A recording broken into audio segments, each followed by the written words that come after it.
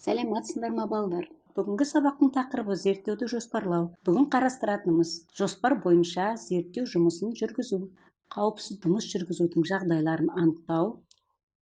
Балалар, өткен сабақта біз зерттеу сұрағын және тәуелсіз айнымалыларды қарастырдық. Үй тапсырмасын қалай орындадыңдар? Сонымен желкенді қайықпен тез жүзу үшін қандай айнымалын өзгерту керек? Дұрыс, ағыспен жүзу, желкенді көтеру және буксирмен сүйреу. Тәуелді айнымалы дегеніміз не болды?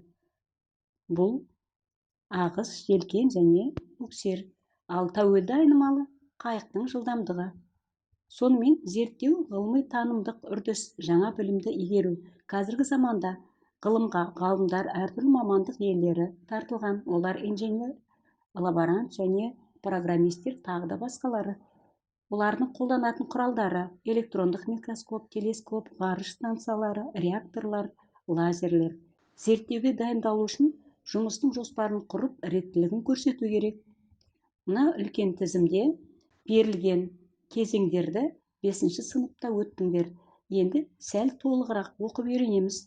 Осыны ретімен қойып көрейік. Дұрыс жауабы: бірінші, зерттеу нысаны; екінші, зерттеу заты пәні; үшінші, ғылыми зерттеу мақсаты; төртінші, зерттеу міндетін анықтау; бесінші, зерттеудің ғылыми жаңалығы; алтыншы, зерттеу тақырыбының өзектілігі; жетінші, теориялық зерттеу; сегізінші, әдебиеттік шолу; тоғызыншы, гипотезаны ұсыну; 10-шы, эксперимент; 11-ші, нәтижені талдау және ең соңғы қорытынды жасау. Сонымен, зерттеуді жоспарлау үшін кестені оқып, осы зерттеу кезеңдерін есімізге сақтай отырып, әр кезеңнің мәні неде екеніне тоқталайық. Сіздерге оңай болу үшін осы кестені мен сіздерге толтырып беріп отырмын. Зерттеудің алғашқы, яғни нысаны туралы айтайық. Бұл зерттелетін нәрсе. Барлығы зерттеу нысанынан басталады, зерттеу сұрағы қойылады. Зерттеудің пәні, заты дегеніміз не? Факт, зерттелетін құбылыс, зерттеу сұрағы мен мәселесі шешіліп зерттеледі.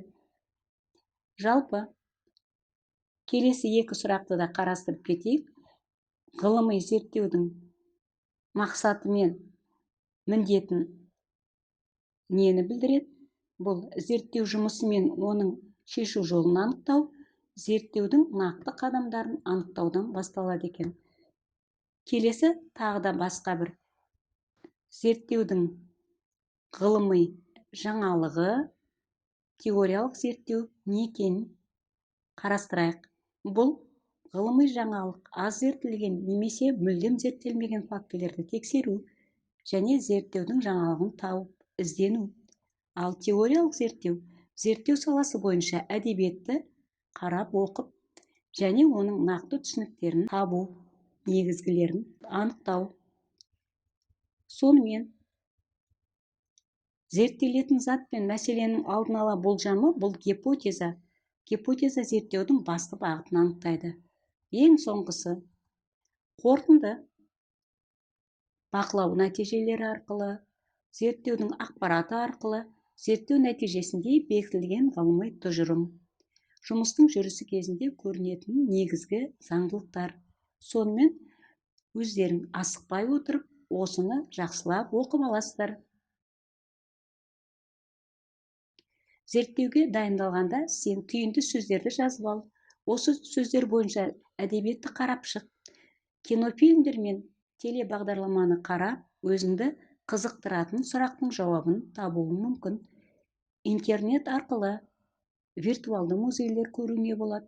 Энциклопедия мен анықтамалықтарды оқуыңа болады. Сонымен, ғылымда барлық жағдайда бақылау мен эксперимент қолданылады. Эксперимент жүргізу үшін барлық іс-әрекетті алдын ала дайындайды. Құрал жабдықтар, материалдар іріктеледі, жұмыстың барысы туралы жазылады. Барлық зертханалық жұмыс пен зерттеулерде қауіпсіздік техникасының ережесі және санитарлық норма сақталады. Бұл тек қана зерттеуші жұмыс жасағанда ғана емес, сонымен бірге әрбір оқушы химия, физика, биология, тағы да басқа зертханада жұмыс жасаған кездегі талап ережелері. Сонымен, зерттеу жұмысында сақтайтын қауіпсіздік техникасының жалпы ережелері оқулықта да берілген.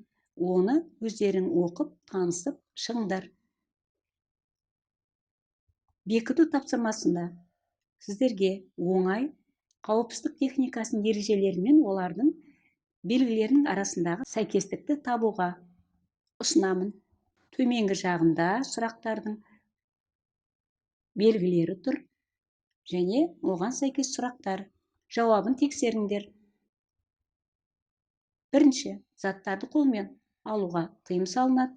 Резеңке қолғапты пайдалану. Үшінші белгі, заттарды тек қажетті мөлшерде алуға кеңес беріледі. Заттардың қалдығын қоқыс ыдысына жинау керек. Заттарды жеуге ішіп дәмін татуға тыйым салынады. Реактивтерді ыдысқа салып қою үшін тек қана үстелдің үстінде жұмысты орындайды. Қорғаныс көзілдірігін пайдалану. Көзілдіріктің суреті тұр. Шашылған реактивті сынған ыдысты ашық қалдыруға болмайды. Ең соңғысы, газ бен буды өзіңе бағыттағанда абайла. Сонымен қорытынды жасап өтейік. Зерттеу алдында жоспарыңды құр. Әуелі бақылау жүргіз, содан кейін тәжірибе немесе экспериментіңді жасай беруіңе болады. Тәжірибе жүргізудің қауіпсіздік техникасының жалпы ережелерін есіңде сақта. Сонымен бірге, төтенше жағдай кезінде әрекеттерді білуің қажет. Төтенше жағдай болған жағдайда не істейтініңді алдын ала анықтап ал. Егер сен зерттеуіңді ғимараттан тыс, саған алғашқы жәрдем көрсете алатын жерде өткізуді жоспарласаң, эксперименттің жайлы алдын ала ескертіп қой. Сондай-ақ телефоныңа жедел шақыру нөмірлерін ата-ана, ғылыми жетекші телефон немесе жедел қызмет нөмірлерін енгізіп қой. Олар 101 өрт сөндіру, 102 полиция, 103 жедел жәрдем, 112 құтқару қызметі. Үйге тапсырма. Тауға барып бақылау жүргізіп, жоспар құрып, тауды тексеру немесе таудың белгілі бір жерлерін бақылауыңа қандай алдын ала жоспар құрайсың. Осы туралы ойлан. Қандай қауіпсіздік шараларын ескеруің керек, оны ата-анамен бірге талқыла. Өз жоспарыңды посттерге салып, суретпен бейнеле және жауаптарыңа талдау жаса.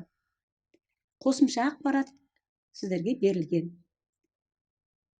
Назарларыңызға рахмет.